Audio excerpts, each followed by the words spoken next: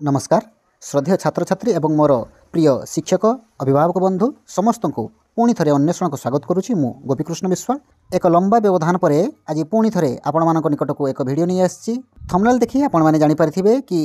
आजिर भिडियोटी ए वर्षर ओएवी entrance बाबद रे। तेबे आजिर video रे आमे फॉर्म अप्लाई पाखरु आरंभ करी एग्जाम डेट पर्यंत एडमिशन डेट पर्यंत तमाम डेट विषय जानिबा सहित सिलेबस एवं को माने ओएवी एंट्रेंस पाई एलिजिबल रिजर्वेशन कहा पाई केते अछि ए सब विषय रे आलोचना करिबा। हाँ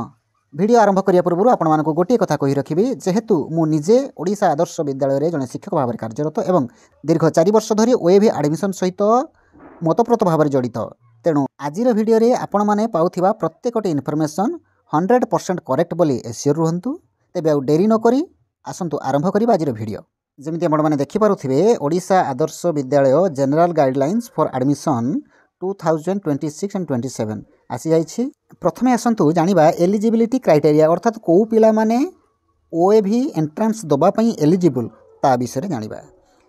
तो ओएवी एंट्रेंस षष्ठ सप्तम अष्टम एवं नवम श्रेणी रे एडमिशन पई होई थाए। षष्ठ श्रेणी पई 80 गोटी सीट अवेलेबल थिला बेले बाकी जो रहिला 7th क्लास 8th क्लास एवं 9th क्लास पई एटा डिपेंड करे केते वैकेंसी अछि। एटा होछि लैटरल एंट्री तेणु एथिरे 80 गोटी सीट रे एडमिशन हुए नाही। जो कैटेगरी रे जो स्कूल रे जेतिकी वैकेंसी थाए सेही अगेंस्ट रे तार एडमिशन हेई थाए। तेबे जो माने षष्ठ श्रेणी रे एडमिशन करिवे तांकर बयसर सीमा 10 वर्ष रु 12 वर्ष मध्य रे रहिबा आवश्यक। 10 वर्ष रु कम हेई नथिबो कि 12 वर्ष रु अधिक हेई नथिबो। 31 मार्च 2026 सुधा बयस मपा जिवो। ता माने जदि पिलाटी एप्रिल 1 2014 रु मार्च 31 2016 मसीहा भितरे जन्म ग्रहण करि थाए ताहेले से पिलाटी पंचम रे पढ़ी थाउ किंबा षष्ठ रे पढ़ु थाउ ओएवी एंट्रेंस रे षष्ठ श्रेणी एंट्रेंस रे बसिया पई एलिजिबल। षष्ठ श्रेणी रे पढ़ुथिबा पिला माने भी पुणी थरे ओएवी रे आसी षष्ठ श्रेणी रे पढ़ी पारिबे। केवल गोटे कंडीशन होची तांकर बयस 10 रु 12 वर्ष भितर हेतिबा दरकार 31 मार्च 2026 भितरे। ठीक सही भली भाव रे जो पिला माने सप्तम रे पढ़िया पई चाहंती ताहले तांकर बयस सेही 31 मार्च 2026 सुधा 11 रु 13 वर्ष हेतिबा दरकार। अष्टम बालांकर 12 रु 14 वर्ष हेतिबा दरकार। नवम रे पढ़िबा को चाहूतिबा पिलांकर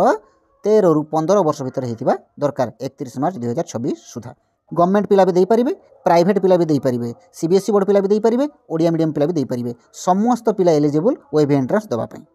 एबे जानिबा जे आपण को ओएवी पई अप्लाई करि पारिबे एटा होछि सहज कथा। एबे ओडिसा रो समस्त 314 गोटी ब्लॉक रे ऑलरेडी ओएवी स्थापन हो सारछि पाठपढ़ा आरंभ हो सारछि। तेणु पिलार घर जो ब्लॉक रे से सही ब्लॉक रे एडमिशन पई एलिजिबल से ब्लॉक रे एंट्रेंस देई पारिबो। एतद व्यतीत मने करंतु पिलार घर गोटे ब्लॉक रे से पढ़ुछि ता मामू घर रही आउ गोटे ब्लॉक रे ताहेले सी ता मामू घर ब्लॉक रे मध्ये अप्लाई करि पारिबो। किंतु जे कोनोसी गोटे आइदर ता निज ब्लॉक रे नहले से पढ़ुथिबा स्कूल जो ब्लॉक रे अछि से ब्लॉक पई मध्ये एलिजिबल। जदि सरकारी चाकरिया हेथांती ता बापा मां भितर केही जणे ताहले ता बापा किंबा माँ चाकरी करथिबा ब्लॉक पई मध्ये से पिला अप्लाई करिया पई एलिजिबल। किंतु सेही सेम कंडीशन से जे कोनोसी गोटे स्कूल पई ही अप्लाई करि पारिबो एक रु अधिक स्कूल पई कदापि अप्लाई करि पारिबो नाही। ए जानिबा रिजर्वेशन बाबद रे मु आगुरु कहिछि एबे आउ थरे कहूछि अनेक यूट्यूबर भूल मतामत दियंती जे ऑल ओडिसा रे 80% रिजर्वेशन एसटी पई 80% रिजर्वेशन एससी पई ताहा संपूर्ण ऊपर भ्रमात्मक। ओएवी रे रिजर्वेशन स्थिरीकृत हुए सेही ब्लॉक रो लोक संख्या आधार रे जो ब्लॉक रे एसटी पॉपुलेशन अधिका सेठी एसटी पई रिजर्वेशन अधिका जो ब्लॉक रे एससी पॉपुलेशन अधिका सेठी एससी पई रिजर्वेशन अधिका जो ब्लॉक रे यूआर पॉपुलेशन अधिका सेठी यूआर पई अधिक सीट थाए। ता सहित प्रतिटी कैटेगरी रे मने रखिबे प्रतिटी कैटेगरी रे 50% गर्ल्स मानक पई रिजर्व अछि। जदि यूआर कैटेगरी रे मने करंतु 30 गोटी सीट रहिछि ताले सिथिरु 15 गोटी सीट निश्चित रूप से गर्ल्स मान द्वारा फिलअप हम। जदि एससी कैटेगरी रे 20 गोटी सीट रही ता भितर 10टी सीट निश्चित रूप से एससी गर्ल्स मान द्वारा फिलअप हम यहाँ मन रखिए। ता सहित 5% अर्थात 4 गोटी सीट रिजर्व अच्छी पीडब्ल्यूडी कैंडिडेट अर्थात भिन्नक्षम पिलांक पाई आपणकर राज्यसभार एमपी जड़े जदि चाहिए सी ऑल ओडिशा रे गोटे सीट ही रेकमेंड करें जदि लोकसभा एमपी जदि चाहिए ताहले सी तांको निर्वाचन मंडली भितर गोटे सीट रेकमेंड करें राज्यसभा एमपी ऑल ओडिशा रे गोटे लोकसभा एमपी निज निर्वाचन मंडली रे गोटे ता सहित जदि एमएलए रेकमेंड करेंगे ताहले प्रति स्कूल को 2 जन पिला रेकमेंड करेंगे ता सहित कलेक्टर मध्य प्रति स्कूल को 2टा पिला को रेकमेंड करेंगे यही भाव में रेकमेंडेशन अच्छी क्या रेकमेंड करेंगे जो पिला एंट्रांस देइथिबो एंट्रांस न दवा पिला को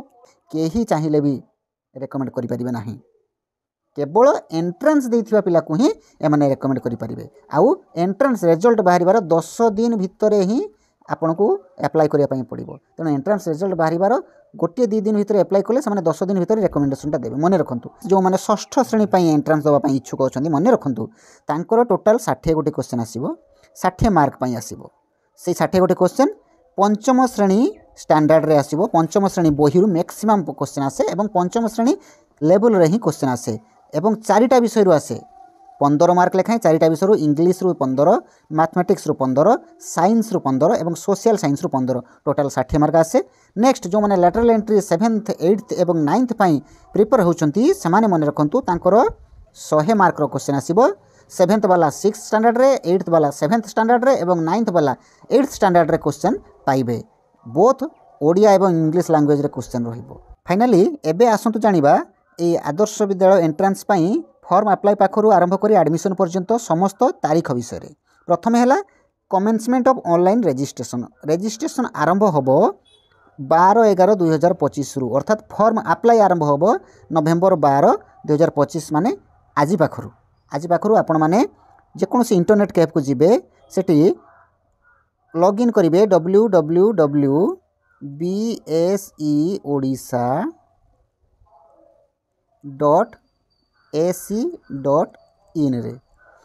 तो रजिस्ट्रेशन करने डॉक्यूमेंट भितर दरकार पिलार फोटो दरकार एवं सिग्नेचर दरकार पिलार डेट ऑफ बर्थटा निहाती दरकार पिलार डेट ऑफ बर्थ अनेक क्षेत्र में आधार कार्ड रे गोटे थाए स्कूल एडमिशन रजिस्टर रे गोटे थाए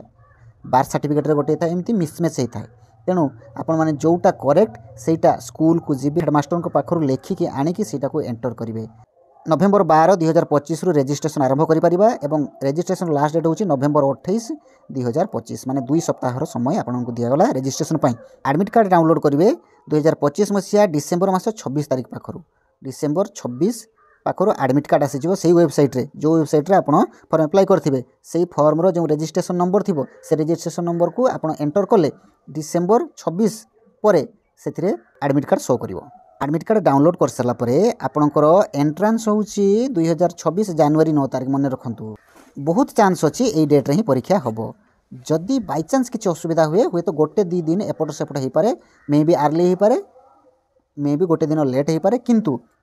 2026 जनवरी 9 को टार्गेट करी पिला माने निजर प्रिपरेशन को जोरदार करंतु तार ठीक गोटे मास पर फेब्रुआरी 9 तारिख रे बाहरी जीवा आपनकर रिजल्ट एवं रिजल्ट बाहरी गला परे जो रेकमेंडेशन आसीबो कलेक्टर एमएलए एमपी तापर मेरिट लिस्ट पब्लिश हम मेरिट लिस्ट स्कूल लेवल तैयारी हो सारा पर सी जीव कलेक्टर को अप्रूवाल कलेक्टर अप्रूवाल कर सारा मसे पर मार्च 9 तारिख रे मेरिट लिस्ट पब्लिश हो कौटी पब्लिश हम स्कूल नोटिस बोर्ड रे पब्लिश हम एवं जी जो डिस्ट्रिक्ट रे अप्लाई करथिबो से डिस्ट्रिक्ट वेबसाइट रे मध्य सेटा अवेलेबल हो पारिबो तापर फाइनली एडमिशन हम एप्रिल मास 2 तारिख पाखरु जनरल स्कूल जमती हुए सेमती हम तो यही डेडलाइन आउ थे कहीदे 12 नवेम्बर रु फॉर्म अप्लाई स्टार्ट हम 28 नवेम्बर पर्यंत फॉर्म अप्लाई चलो 26 डिसेम्बर रु एडमिट कार्ड अवेलेबल हो 9 जनवरी रे परीक्षा हेब 9 फेब्रुआरी रे रिजल्ट बाहर एवं 9 मार्च रे मेरिट लिस्ट पब्लिश हम फाइनली एप्रिल 2 रु एडमिशन आरंभ हो तो यही इनफॉरमेशन जदि कहार किसी डाउट थाए ताले कमेंट रे मते जणाई पारिबे मु निश्चित रूप से आपनकर डाउट क्लियर करिबे समस्तंकर परीक्षा बहुत भलो हो प्रिपरेशन जोरदार कर दियो आज वीडियो रे एतिकी पुणी देखा आउ एक नुआ वीडियो रे किछि नुआ इनफॉरमेशन सहित जय जगन्नाथ वंदे उत्कल जननी।